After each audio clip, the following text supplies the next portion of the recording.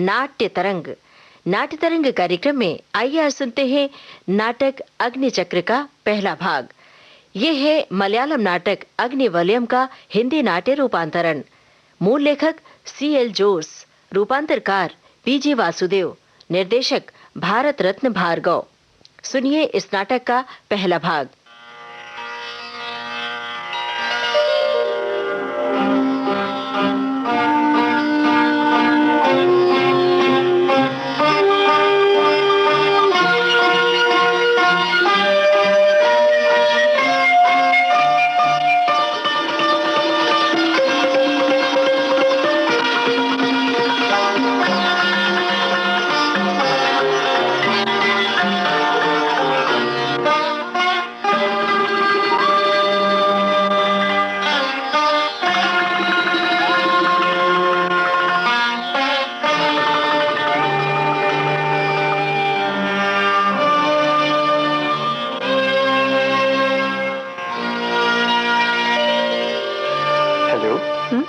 जी?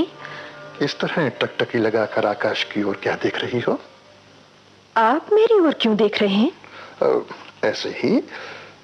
मैं भी बस ऐसे ही बाहर देख रही हूँ। क्या नाम है आपका? मेरा मतलब है आप कौन हैं? आप कौन हैं? मैं जेल का अध्ययन करने आया हूँ। और मैं जेल में सड़ने आई हूँ। ये तो देखते ही मालूम हो गया था। लेकिन आपको देखकर तो मुझे कुछ भी मालूम नहीं हुआ। आप कौन हैं? मैं एक नाटककार हूँ। मैंने मलयालम भाषा में कई नाटक लिखे हैं। इस बार मैंने जेल की पृष्ठभूमि पर नाटक लिखने का निश्चय किया है। इसी सिलसिले में आपके बारे में थोड़ी जानकारी प्राप्त करना चाहता हूँ। आप दूसरे कैदियों के बारे में जानकारी प्राप्त कर चुके हैं? कोशिश कर रहा हूँ। हाँ, आपने अपना नाम तो बताया ही नहीं। मेरा नाम डेजी है। डेजी? क्या हुआ? मुझे कुछ याद आ रहा है। क्या? कुछ महीने पहले मैंने अखबार में पढ़ा था, डेजी नाम की युवती को सेशंस जज ने सजा दी थी। आप वही डेजी है ना? हाँ। आपने हाई कोर्ट में अपील नहीं की? अपील तभी की जाती है जब सजा पाने वाले को कोई शिकायत हो। आपकी बातें बड़ी विचित्र लग रही हैं। मेरी कहानी भी बड़ी विचित्र है। क्या आप इस सब के लिए अपने को दोषी मानती हैं? दोष परिस्थितियों का है या मेरे भाग्य का, जिसने मुझे उन परिस्थितियों में डाल दिया, कह नहीं सकती। आपकी कहानी जानने के लिए बहुत उत्सुक हो उठा हूं। क्या आप? हाँ, मैं सुनाऊंगी आपको अपनी कहानी।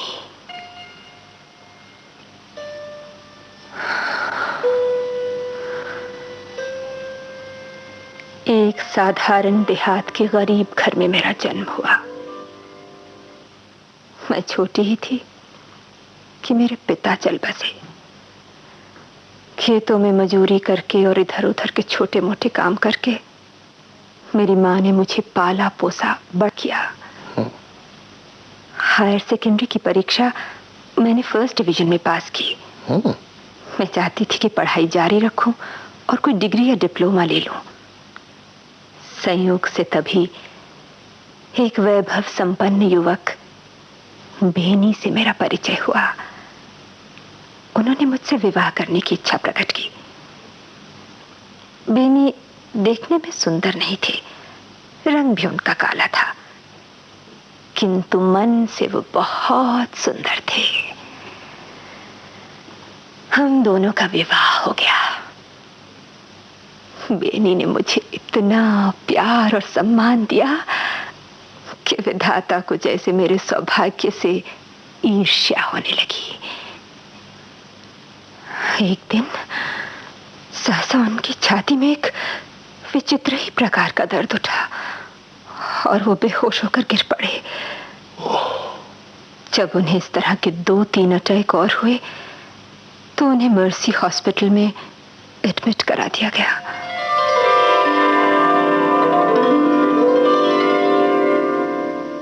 ओह, doctor Ramdas. Good morning doctor. Good morning Benny, good morning. कौवी तबीयत कैसी है? बीच बीच में कभी कभी सीने में थोड़ा सा दर्द होता है, लेकिन थकान बहुत है डॉक्टर। चिंता की कोई बात नहीं। अब डॉक्टर लॉरेंस तुम्हें एग्जामिन करेंगे। वो आज छुट्टी से वापस आ रहे हैं। क्या ऑपरेशन होगा डॉक्टर? क्यों, ऑपरेशन से डर लगता है क्या? नहीं, ऐसे ही पूछ रहा था। क्या करने से तुम्हें आराम होगा, ये निर्णय वही लेंगे। उन्होंने विदेश में शिक्षा पाई है और सर्जरी में स्पेशलाइजेशन किया है। अरे ये क्या, गिटार? गुड, कितना मधुर स्वर है इसका। बेनी, इसे बजाना आता है क्या? डॉक्टर, किसी गुरु से तो शिक्षा नहीं ली है, फिर भी थोड़ा बहुत बजा लेता हूँ। बहुत ही अच्छा इंस्ट्रूमेंट है। एक तरह से इसमें मेरी जान बसती है। अच्छा? अपनी पत्नी के बाद मैं इसी को सबसे ज्यादा प्यार करता हूँ। पत्नी जीवन में प्रेम भर देती है और गिटार मधुरता। तब तो दोनों ही दो तरह के इंस्ट्रूमेंट्स हुए, क्यों? नमस्ते डॉक्टर। ओह, नमस्ते। कहाँ गई थी तुम? सुना था कि डॉक्टर छुट्टी के बाद लौट आए हैं। अच्छा, तो तुम जल्दी से उनका पता लगाने गई थी। भाई, पत्नी जो ठहरी उत्कंठा हो सकती है। डेजी, ये टॉनिक किसके लिए लाई? हम दोनों के लिए। नहीं डॉक्टर, सिर्फ इनके लिए। इसकी बात पर ध्यान न दीजिए डॉक्टर। खाएंगे तो हम दोनों एक साथ ही खाएंगे, वरना अच्छा, मैं जरा वार्ड हुआ, फिर मिलेंगे। अच्छा। तुमने डॉक्टर रामदास को ये सब क्यों बताया कि हम एक साथ खाते हैं? हम ऐसे हैं, हम वैसे हैं। इसमें हर्ज क्या है? सच तो यही है ना? सच होने पर भी अपनी बातों को दूसरों के सामने इस तरह खुल्लम खुल्ला क्यों कहते हो? मुझे तो बहुत शर्म आ रही थी। इसमें शर्म का है कि क्या मुझे ये कहना चाहिए था कि हम दोनों में झगड़ा रहता है? देखो डेजी, सत्य किसी के सामने किसी भी समय कहा जा सकता है। अच्छा जी, तब तो एक काम करें। इस कमरे के बाहर एक बोर्ड लटका दें। इस कमरे में रहने वाले पति पत्नी एक दूसरे के गहरे प्रेम में डूबे हुए हैं।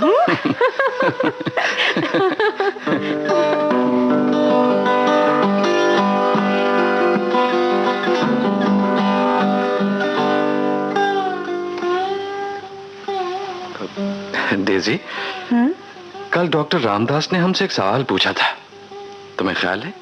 क्या? हमारे बच्चे हैं या नहीं? हाँ, ख्याल है। मुझे याद है ये सवाल सुनते ही तुम उदास हो गई थी। नहीं तो? नहीं? हाँ, शायद। बेनी, बेनी तुम अच्छे हो जाओ, फिर सब ठीक हो जाएगा। बेनी, तुम्हें लगता है मैं ठीक हो जाऊं? हाँ बेनी, बिल्कुल ठीक हो जाओगे मेरे अच्छे बेनी।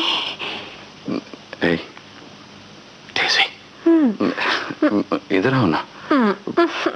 बेनी, ये अस्पताल है। तो क्या हुआ? आओ ना।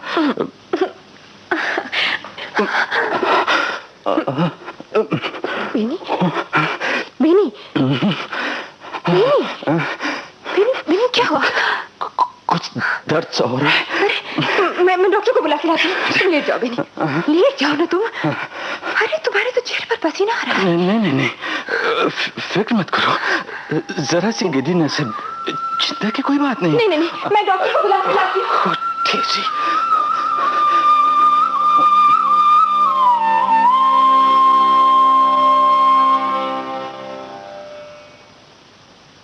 बेनी, एक बात बताओ। पूछो।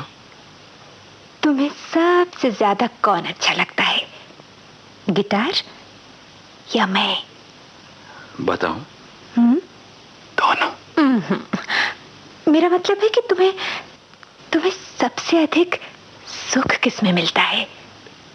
तुम्हें निहारते हुए गिटार बजाने में।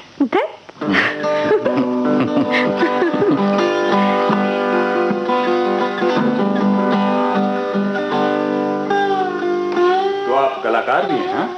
कलाकार तो नहीं, लेकिन कला प्रेमी रोगी हूँ। आप डॉक्टर लॉरेंस है ना? जी हाँ, मैं डॉक्टर लॉरेंस हूँ। तुम बेनी हो ना? हाँ, डॉक्टर तुम लॉरेंस हो ना? हाँ, मैं लॉरेंस हूँ भाई। माय गुडनेस, तुमसे अचानक मिलकर मुझे कितनी खुशी हो रही है बता नहीं सकता। और मुझे भी बहुत खुशी हो रही है। मैं तो तुम्हें पहचान नहीं सका और लॉरेंस। मैं ही तुम्हें कहाँ पहचान पाया बेनी। कुछ भी हो, तुम यहाँ अस्पताल में मेरे डॉक्टर के रूप में, मैं तो इसकी कल्पना भी नहीं कर सकता था। मैंने सुना कि अमेरिका से एक फेमस डॉक्टर आए हैं, डॉक्टर लॉरेंस, तो सोचा कि जरूर कोई कॉम्पिटेंट डॉक्टर होंगे। तो क्या मैं कंप्यूटर नहीं हूँ? मुझे अभी भी विश्वास नहीं हो रहा कि तुम मेरे वही पुराने दोस्त लॉरेंस हो। सुनो, हमें एक दूसरे से मिले कितने साल हुए होंगे?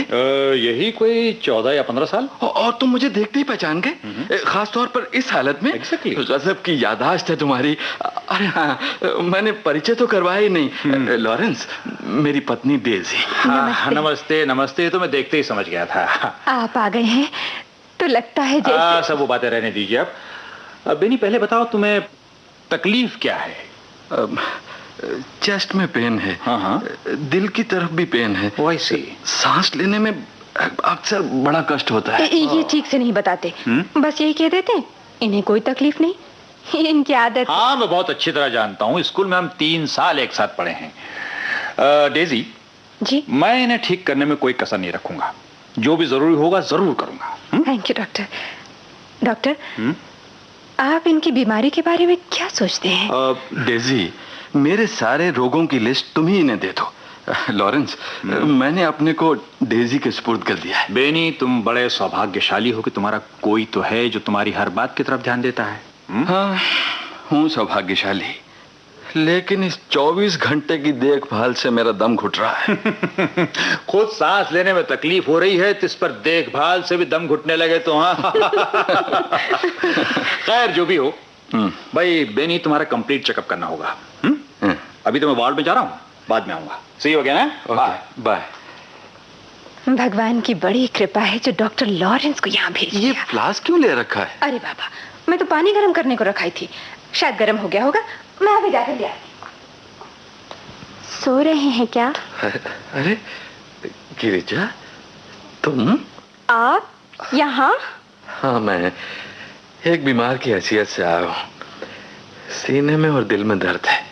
दिल में दर्द? जिसके दिल ही नहीं उसके दिल में दर्द? जरा शिष्टता से बात करो। जो शिष्टता का मतलब ही नहीं समझता वो कह रहा है शिष्टता से बात करो। जरा आहिस्ता बोलो। मुझे पहचान लिया आपने? हाँ, पहचाना ही नहीं, इस दौरान बीच बीच में तुम्हें याद भी किया है। अब भी मन में विष भरा है, दूषित विचारों का विष। तुम ऐसा सोचती हो? सोचती नहीं, बल्कि अनुभव से कहती हूँ। मुझे देख पाएंगे इसकी आपने कभी कल्पना भी नहीं की होगी। क्यों? हाँ, ये कल्पना नहीं की थी कि तुम्हें नर्स की ड्रेस में देखूंगा। हाँ, आपने तो मुझे किसी हीन वेश में देखने की कल्पना की होगी। इस कदर गिर तो नहीं गई हूँ। ये तो बहुत ही अच्छी बात है गिरिजा। मैं किसी का आशीर्वाद नहीं चाहती। क्या? आपके पास खड़ा रहना तक मुझे अच्छा नहीं लग रहा। मैं तुम्हारा पेशेंट हूँ गिरिजा। ये तो आज की बात है, उन दिनों तो आप एक टेरर थे, टेरर। मेरी समझ में नहीं आ रहा है, आखिर बात क्या है? आपको ये कहते हुए शर्म नहीं आती? तमीज से बात करो। मैंने ऐसा किया क्या है जो तुम ये सब कह रही हो? अच्छा, 4 साल पहले उस दिन जो कुछ हुआ था आपको याद नहीं? मेरे पिताजी बीमार पड़े थे, उनके प्राण बचाने का कोई उपाय नहीं था। मैं नौकरी की तलाश में आपकी संस्था में गई तो आपके दुष्ट मैनेजर ने मुझे अपनी वासना का शिकार बनाने की कोशिश की। मैंने बाघिन की तरह उसका सामना किया। मेरे कपड़े फट गए, लेकिन वो भाग गया। उसके बाद कमरे में घुस आए आप, लेकिन मैं आपके चंगुल से भी भाग निकली। देखो, मेरी पत्नी सुन रही होगी, प्लीज प्लीज चुप हो जाओ। हो तो मुझे आपकी पत्नी से डरना होगा। प्लीज प्लीज मुझे माफ करो, इस समय कुछ ना कहो।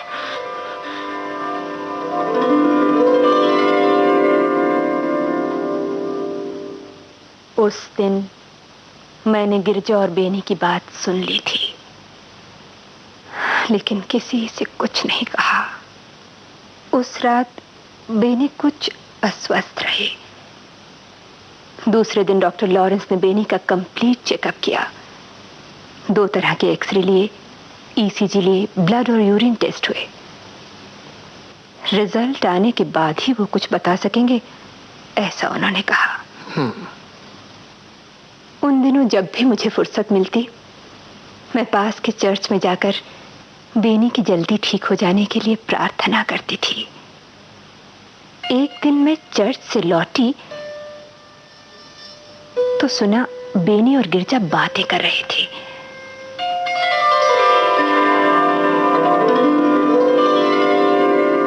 मुझे कुछ नहीं कहना है। लेकिन मुझे तो कहना है। कल जहां बात रुक गई थी मैं वहीं से शुरू करता हूं। मैं कुछ सुनना नहीं चाहता। तुम्हें सुनना पड़ेगा। सुनो, तुम जब आई थी मैं ऑफिस में नहीं था। तुम्हारे साथ जो ज्यादती हुई वो मुझे मालूम है। तुम्हें समझा बुझाकर शांत करने और तुमसे माफी मांगने के लिए ही मैं दौड़ा दौड़ा आया था, लेकिन तुम न जाने क्या समझी और मेरी बात सुने बिना चली गई। मैंने आवाज दी मगर तुमने मेरी तरफ देखा तक नहीं। तुम कौन हो ये मैं तुम्हारी एप्लीकेशन पढ़कर ही जान गया था। आप चाहते हैं मैं इन सब बातों पर विश्वास करूं? नहीं, मेरी ओर से कोई ऐसा आग्रह नहीं है।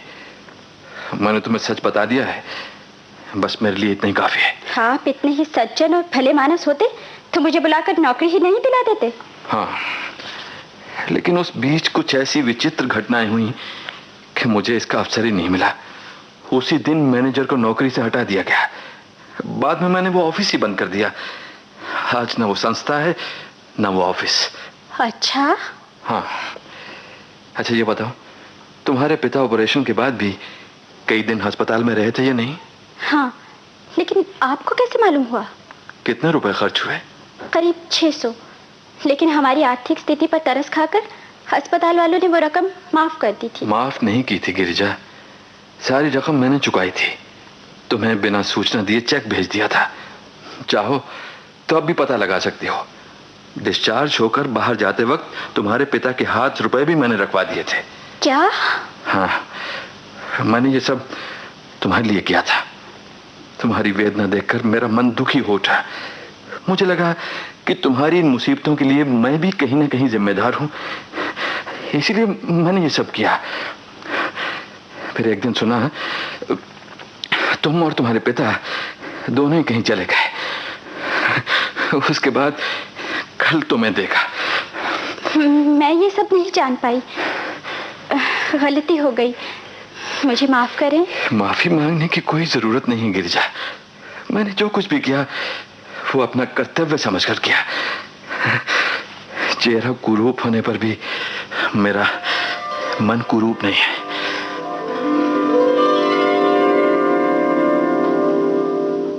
गिरजा चली गई, लेकिन उनकी बातें सुनकर मेरे मन में बेनी के प्रति कितनी श्रद्धा, कितना आदर, कितना प्यार और उमड़ आया कह नहीं सकती। दूसरे दिन डॉक्टर लॉरेंस जांच की रिपोर्ट लेकर आए।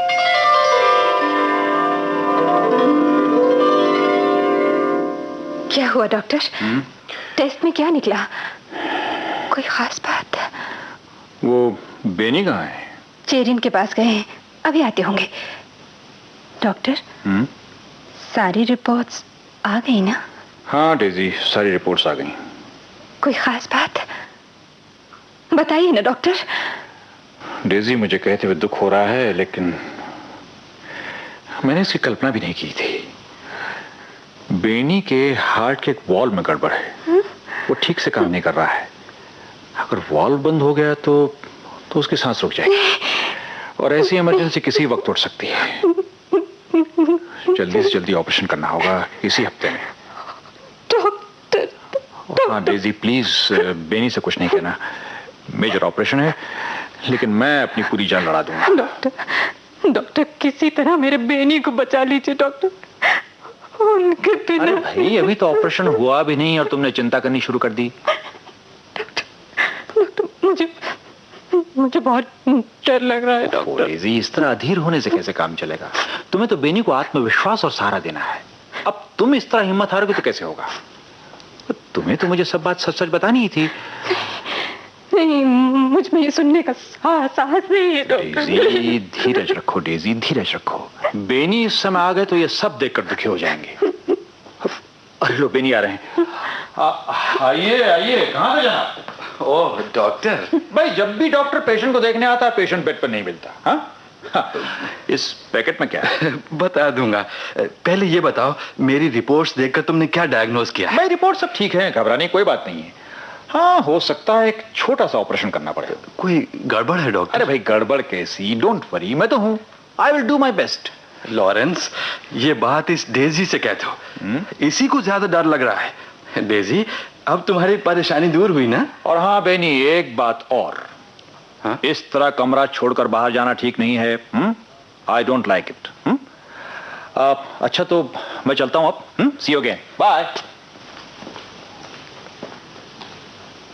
तुम तो चेरियन से मिलने गए थे बेनी, ये पैकेट कहां से उठा लाए?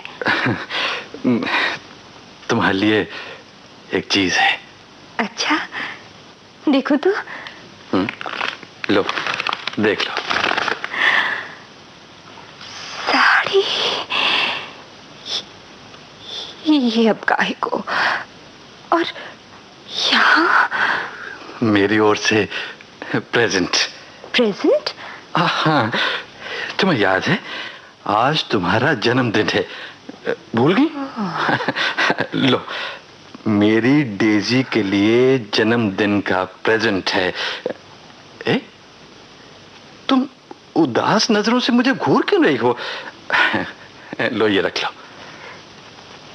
इतना स्नेह जताकर तुम क्यों मेरा दम घोट रहे हो? बेनी, हमें एक दूसरे के लिए इतना अधीर नहीं होना चाहिए। हाँ, ऐसा मुझे भी लग रहा है। तुम्हारे साथ मेरा विवाह नहीं होना चाहिए था। तुम्हें इतना अच्छा भी नहीं होना चाहिए था। खैर, साड़ी पसंद आई? तुम्हें अस्पताल में साड़ी नहीं लानी चाहिए थी। अब अगर मैं और मौका ना पाऊं तो?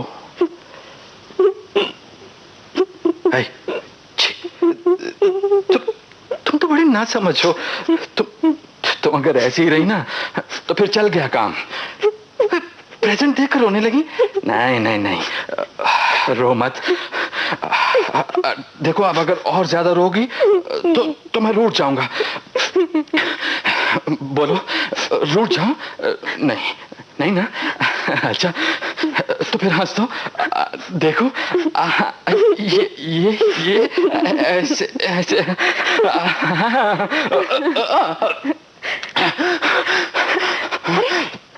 क्या हुआ आपको? लेट आइए, लेट आइए ना। बेनी, बेनी, बेनी,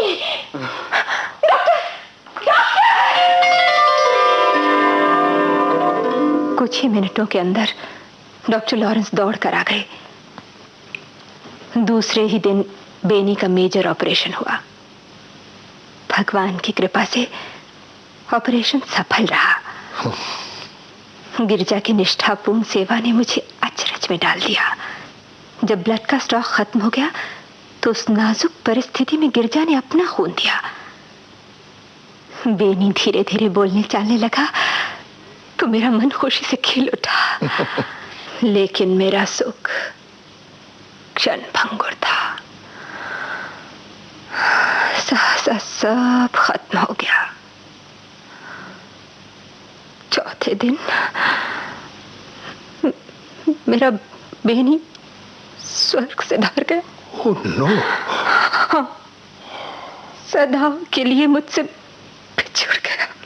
आखिर ये हुआ कैसे? ऑपरेशन के बाद एक दिन बेनी के हृदय में दर्द उठा। सांस लेने में बड़ा कष्ट होने लगा। फौरन डॉक्टर के पास आदमी दौड़ाया, लेकिन दुर्भाग्य से डॉक्टर लॉरेंस घर पर नहीं मिले।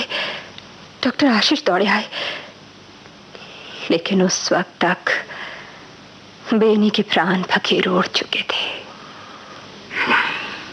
टूटे हुए पेड़ की तरह मैं जमीन पर गिर पड़ी और फिर मुझे किसी बात की सुध नहीं रही। 5 बाद मुझे होश आया।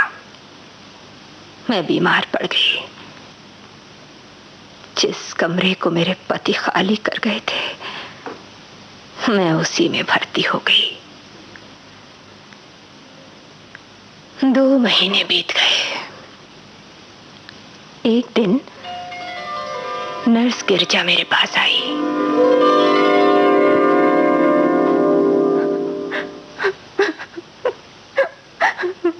डेजी, ये सब क्या है? छोटे बच्चों की तरह। ये दुख मुझसे बर्दाश्त नहीं होता गिरिजा। दुख तो मुझे भी है डेजी, मैं भी उनको नहीं भूल सकती। उन्होंने मुझ पर बहुत उपकार किया था। मैं अब क्यों जीवित हूँ गिरिजा? चिराग बुझ गया, रोशनी खत्म हो गई। मेरे सामने अब अंधेरा ही अंधेरा है। ना डेजी, इस अंधेरे से तुम्हें बाहर निकलना ही होगा।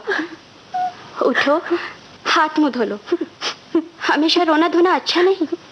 चलो, देखो देखो, इससे बेटी की आत्मा को शांति नहीं मिलेगी। गिरिजा। डेजी, अच्छा, अब मैं चलती हूँ। ड्यूटी खत्म होने पर आऊंगी, तब हम देर तक बैठकर बातें करेंगे।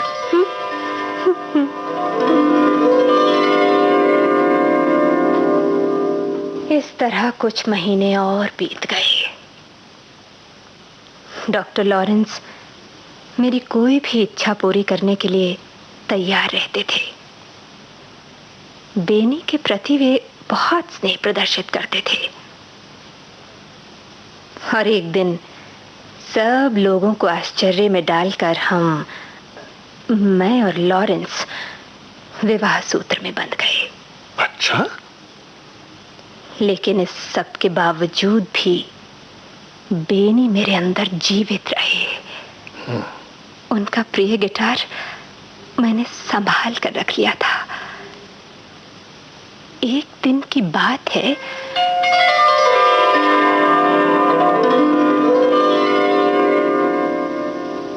आप सुन रहे थे नाटक अग्निचक्र का पहला भाग। ये था मलयालम नाटक अग्निवलयम का हिंदी नाट्य रूपांतरण। मूल लेखक CL जोस, रूपांतरकार PG वासुदेव, निर्देशक भारत रत्न भार्गव। ये थी केंद्रीय नाटक एकांश की प्रस्तुति। इस नाटक का दूसरा और अंतिम भाग आपको सुनवाएंगे कल के नाट्य तरंग कार्यक्रम में।